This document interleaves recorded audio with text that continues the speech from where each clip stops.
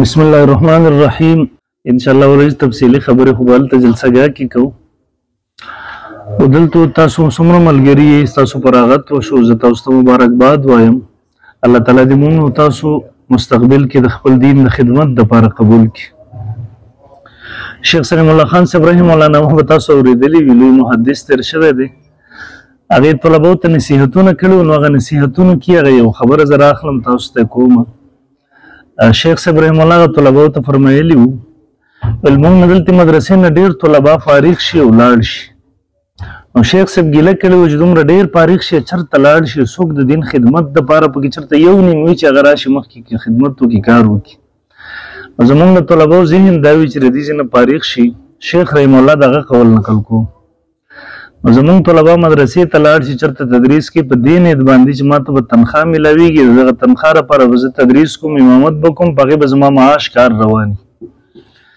نو چې زموږ او تاسو د 8-9 کاله پس تېرولو نه وروسته هم زموږ او ستاسو د یو سکول دا لږ په ذهن کې فرق نه وي، نو دا زموږ او ستاسو دپاره د سوچ خبره ده. شیخ صاحب رحم الله فرمایلی وي بیا که په دې کې بعضې ښه وي چې یاره دغه معاش او تنخواه ذهن کې نه وي، نو د هغوی هم ذهن دی چې زه یو مدرسه کې تدریس کوم د دې دپاره چې زما فنون مضبوط شي. تر اوسه پورې دغسې یو فاضل مونږ ونه کتو چې هغه واقعي دا سوچ او درد په زړه او ذهن کې لري چې زه خو فارغ شوم، زما ذمهواري مخکې څه ده، امت ته په کومه شعبه کې ضرورت دی چې زه هلته خدمت وکړم او امت د ګمراهۍ نه بچ کړم او د هغوی صحیح رهنمایي وکړم. نو موږ تاسو باید چې دغسې یو سوچ ولرو چې امت ته په دې وخت کې ضرورت د څه دی او موږ په هغه شعبه کې کار وکړو، خدمت وکړو. دې ځای نه تاسو ځئ نو چې ستاسو سوچ دا وي، فکر دا وي، کومه شعبه کې ضرورت دی موږ هغې کې کار وکړو، محنت وکړو، مخ په وړاندې لاړ شو.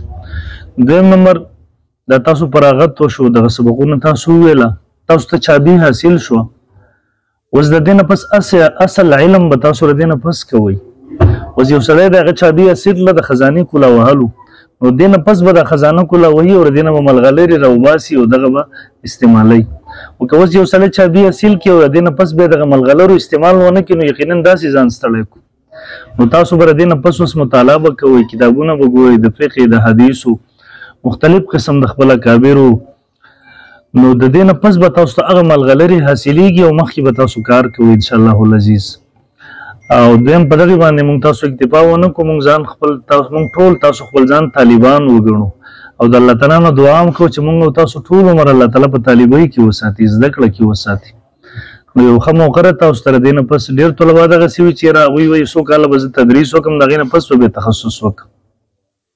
نو یقین وکړئ یو ځل چې سړی تدریس شروع کړي بیا بلې شعبې ته نه شي تللی چې ډېرې دوباره طالب جوړ شي، ډېر مشکل کار وي.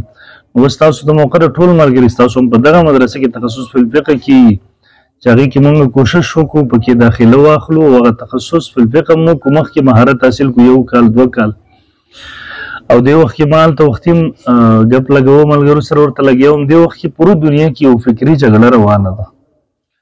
دې وخت کې ملحدین هم لګیا دي، منکرین حدیث هم لګیا دي، په دې وخت کې منکرین فقه هم لګیا دي. یقین وکړه دغه اهل باطل چې دی د دوی کار دی تخریب ورانول، زمونږ او ستاسو کار دی تعمیر جوړول.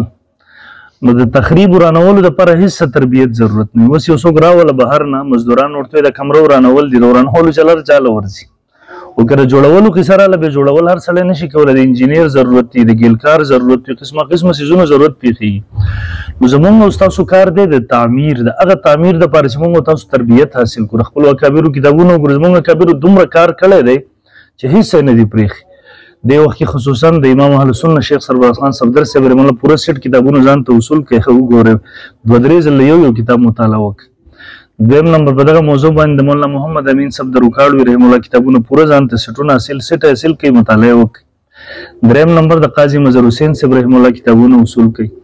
او څلورم نمبر د علامه ډاکټر خالد محمود صاحب رحمه الله کوم چې دارالعلوم دیوبند فاضل و لندن نه PhD کړی و، اشرفي لاهور کې اخري وخت کې پاتې شوی و.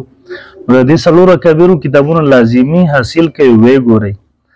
او که کوم ملګري پکې دغسې وي چې هغه راتلی شي زموږ پېښور ته څو ملګري دغه هم راولېږي، زموږ تخصص فی المناظره کېږي.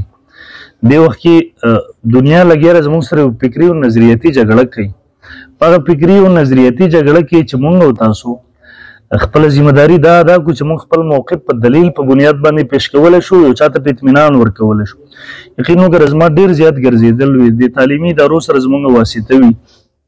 مخکې کال یعنې موږ دلته فراغت وشي او زموږ یو دومره استعداد جوړ نه شي چې موږ مخکې لاړ شو او قادیاني سره 15 منټه خبره وکړو.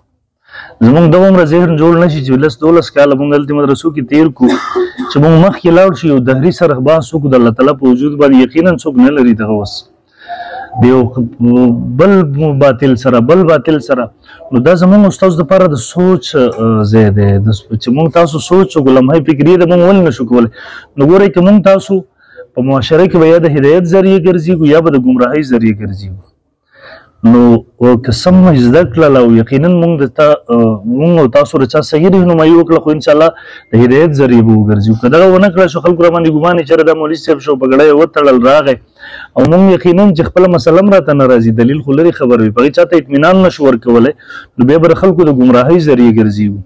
نو په دغه دې وخت کې یو جنګ شروع دی نظریتي چې په دغه کې موږ او تاسو هغه د جنګ طریقه کار زده کړو په هغه کې په کومې طریقې سره به موږ جنګ کوو علمي په کومې طریقې سره موږ استعمال کوو د خپلو دلایلو. نو د هغې لپاره که موږ ته هم کم ملګري یو کال ته راتلی زموږ د دوره مې په دا روژه کې دا ځل خو د روژې نه 2 ورځې مخکې به شروع کېږي د علماو دپاره اکثر پکې مدرسین علما راځي.